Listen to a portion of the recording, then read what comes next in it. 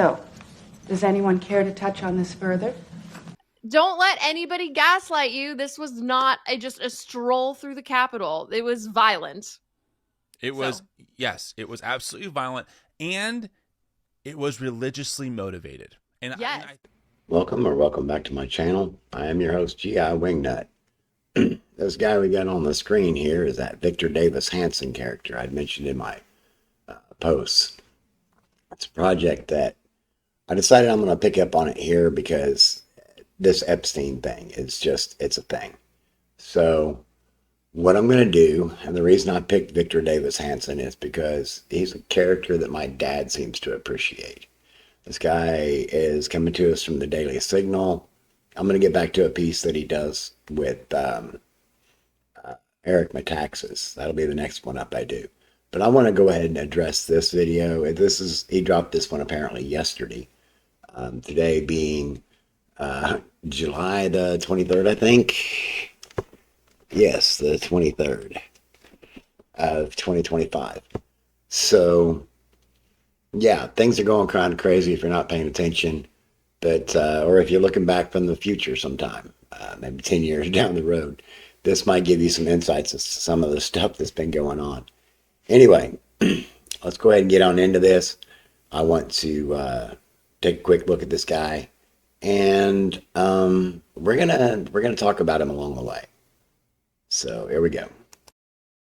What's the status of the so-called Epstein files? Recently, Donald Trump, his administration, Pam Bondi, did not release the full quote-unquote list as had been promised. That sort of embarrassed Kash Patel and Dan Bongino, who said that they had FBI material that would be released. And now, apparently, they're going to release names. But here's the thing. The Democrats did not release any of this information. Donald Trump initially didn't. Then he, under pressure, says he will. There's another subtext to this, and that is, we were told by the Wall Street Journal, Donald Trump wrote a letter to Jeffrey Epstein to congratulate him on his birthday, and that has set the world on fire. But let's just say that everything the Wall Street Journal alleges is true. It's not a scandal for a variety of reasons. We're going to address that here in a moment. So back to the video.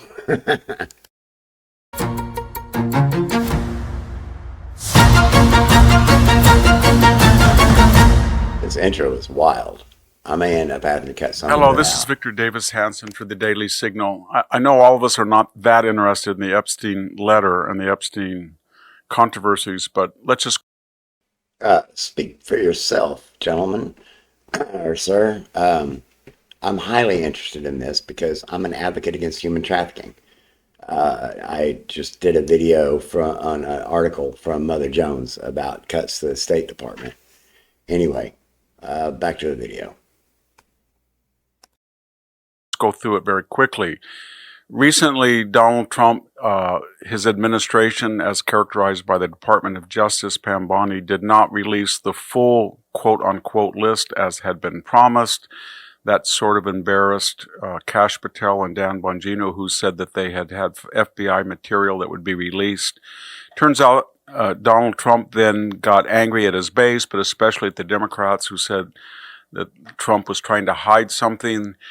The long and the short of it, there was never a list where he had a list of people who had engaged in pornographic or pedophilic behavior at his various residences. What the list implied was that in 2008, when his first trial, and then again a few years later, there was a lot of testimonies in these indictments and convictions, and text and evidence that was subpoenaed. So names came up in text messages, emails, maybe some video on logs on the airplane. So there's a long list, apparently, of over 170 people. And for... Okay.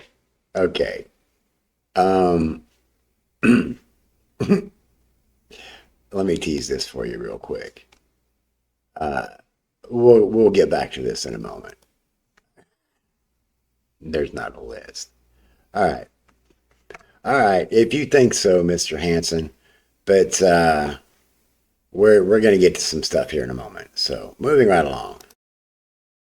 For some reason, Donald Trump initially ordered Pam Bondi, or she did spontaneously, to contradict her earlier promise to release all the information. That started the controversy, and now apparently they're going to release names. We already have about 90 names, and they range from Louis Freeh, the former strong Catholic father of 6, FBI director, to Leonard DiCaprio, Bruce Willis, Kevin Spacey, former Senate Majority Leader George Mitchell. What am I getting at? All of these people had come in contact with this near billionaire, Jeffrey Epstein. Apparently, he was close to Harvard University. He had a temporary office there. Okay, so apparently I'm going to have to go back and get into some of Whitney Webb's materials and bring you some articles about some of the things that Jeffrey Epstein was actually involved in. This is just ridiculous that they would go this route. But anyway. His modus operandi was to lavish money on political candidates, foundations, universities, celebrities, entertain, and there was a subset in that group that engaged in pedophilic behavior, because remember, he was charged with trafficking. Giselle Maxwell was convicted for 20 years as his accomplishment for hiring out, or forcing, I should say, a 14-year-old girl and others to have sexual relations with these prominent people. But here's the thing. The Democrats did not release any of this information. Okay, that little thing I flashed at you a while ago, that comes from, that's a different story there. That's another part of the, anyway. This is the Epstein Black Book that was released after the Ghislaine Maxwell trial. You can see the date that it was uploaded. All right. So, who was president? Who was president in oh shit, hang on. I'm not ready to do that yet. Wrong scroll. Who was president in July of 2020? That was Biden, right? Okay, that's what I thought. So, back to the video. Donald Trump initially didn't, then he under pressure says he will. What's going on? What's going on is there's all of these people of various statuses, and no one knows to what degree they happened to meet Jeffrey Epstein. They happened to talk to him on the phone. They had a business engagement. They rode on an airplane. Are they actually engaged in wrong behavior? But the point is, unless you become transparent and let it sort out, this controversy will turn into a near scandal. So, what do you mean? What do you mean near scandal? You got MAGA fighting each other. You got MAGA content creators that are fighting each other over this. In June of 2025, MAGA celebrated their 10th anniversary of existence. There are some people that are seriously, mentally, emotionally, and even financially invested in that whole thing around that book and everybody that's in it. We're going to get to that. We're going to get to that. I'm not going to run through the whole book. He says like 90 names. There's 93 pages. Anyway, back to this guy. What's the status of the so-called Epstein files? I think Donald Trump is going to release all the information that the government has. There'll probably be 150 or 200 names, and we'll let the internet, mob, or individuals, or freedom of information request, or lower court judges, they will adjudicate it, and we... Lower court judges, they're... Who is it? I think it's Pam Bondi and the Supreme Court are trying to leverage things so that lower courts don't have the ability to establish national policy or enforce national law. Oh, good grief. We will find out the particular statuses. The vast majority of people will be very innocent. They didn't do anything wrong. But there will be some people that will have a shadow of doubt. We'll have to find out. There's another subtext to this, and that is Donald Trump, it was told, we were told by the Wall Street Journal, wrote a letter to Jeffrey Epstein to congratulate him on his birthday. And it was very risque, or I think they used the word bawdy. We also had letters from people like Alan Dershowitz. This was at a period where Donald Trump was apparently bumped into him or knew him, and he saw him at Mar-a-Lago. Remember, though, in 2000, Jeffrey Epstein was a member of the club Mar-a-Lago. They've been hanging out together for a long time. Even Jeffrey said that Donald was his best friend for 10 years. Good grief. 2019, he said that he had kicked out Jeffrey Epstein a couple of years earlier than his first indictment. So whatever the letter is. Yeah. It was 2014 when Trump kicked Epstein out of Mar-a-Lago. And then in 2015, he hosted an awards party, ceremony and party for Sean Combs. You know, P. Diddy. I don't know if you've been keeping up with that case, but Diddy was convicted and found guilty on prostitution, but not on RICO. And the reason he didn't get the RICO charge is because he's not the dude running the show. There's somebody running Diddy. And it's not Trump. So who's running Trump? But let's get back to this. And I'll get to that in a second. Donald Trump had already apparently severed relationships with him after the birthday congratulatory letter, but before he was indicted. So what am I getting at? Donald Trump can say, I didn't know what he was involved in. That's why I wrote this kind of risque letter, but he's not saying that, but he could say that. And then I found out that he was under indictment for sexual relations. I had seen him at my club. He was hitting on a young teenager, so I broke all relationships. Did he start to say 14-year-old? Anyway. Before he was indicted. The letter just is a very strange imaginary conversation that somebody typed out. Trump, Epstein, Trump, Epstein. It doesn't sound like Donald Trump's vocabulary or his modus operandi. I don't think he uses the word enigma. There's a lot of vocabulary that's non-Trumpian, and I don't think he used a platonic dialogue type of communications. And then there is an addendum where he has a picture of a nude girl, and he writes his name in such a fashion that might be construed as offering pubic hair in the groin area. And that has set the world on fire. Donald Trump denies all of this, and I think it'll be very hard to prove that typewritten letter was his unless they can the machine or something like that, or fingerprint. I don't know, but it's going to be very hard. I don't know why the Wall Street Journal jumped to that conclusion. But let's just say that everything the Wall Street Journal alleges is true. It's not a scandal for a variety of reasons. Donald Trump had no knowledge, I guess, at least, that he was involved in these activities. You guess at least. All right, so they're trying to say that Donnie doesn't doodle. Well, there's this article, and I'll put the links down below, but there's this article over at The Standard, which is a British news outlet, and they've got a whole collection of doodles in here with Donald J. Trump's signature on them. So you can decide for yourself.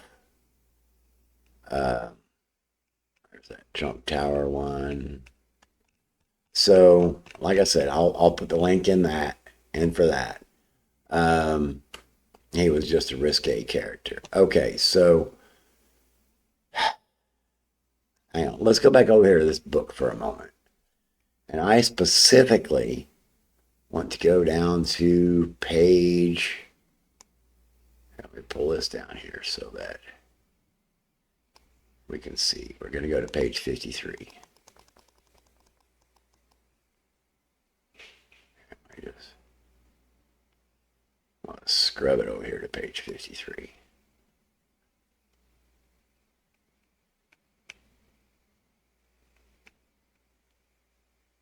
And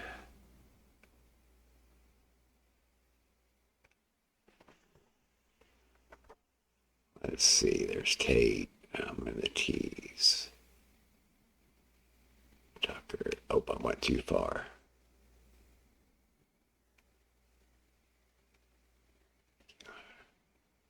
Yeah, there it is.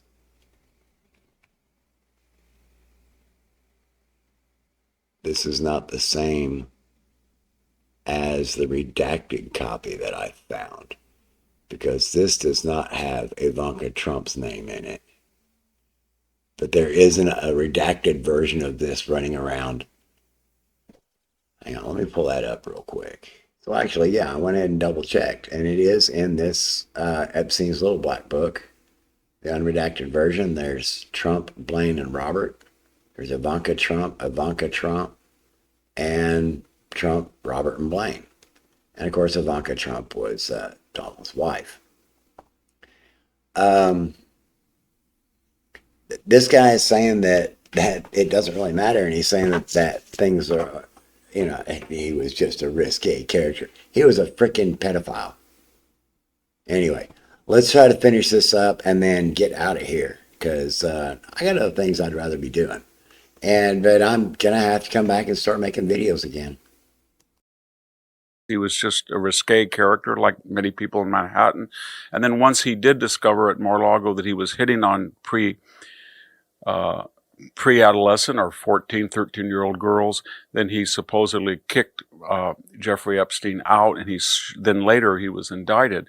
But there's also another scenario, and that is Donald Trump, this has all been embedded. This is all computed into the Trump candidacy and presidency. We went through the Access Hollywood scandal, supposedly when he used risque words. We went through the Stormy Daniels imbroglio. We went through the E. Jean Carroll.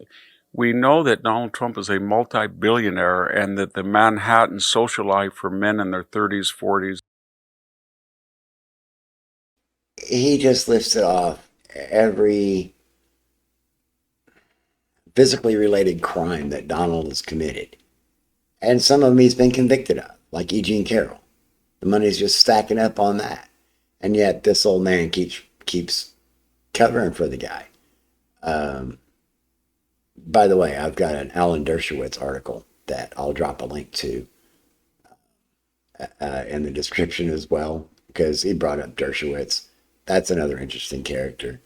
And we should also consider the fact that Les Wexner, the founder of Victoria's Secrets, is also the recruiter of who? Jeffrey Epstein, and who else? Peter Thiel. Mr. Palantir himself, the guy who's supposedly going to be running a database of all Americans. Anyway, let's try to finish this up. And 50s was sort of wild, and we don't quite know exactly what he did, but we're not shocked that he used a type of language or he associated with other people, but there's no evidence he was involved in criminal activity. And so I think... Then why was Donald and his daddy taken to court and found guilty at the Supreme Court level for using red line techniques to keep black people out of Trump Tower? He had to pay big money for that. Anyway.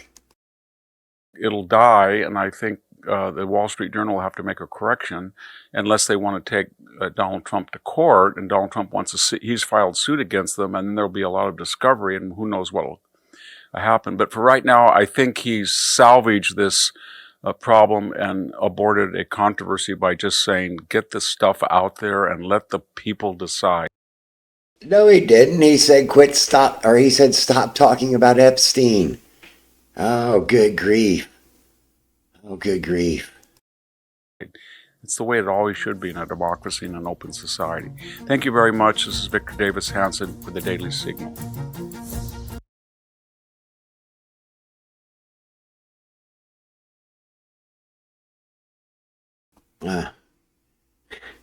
Oh, good grief. Anyway, yeah, I'll throw a couple of things here on the end for you, just for giggles, and we'll get out of here.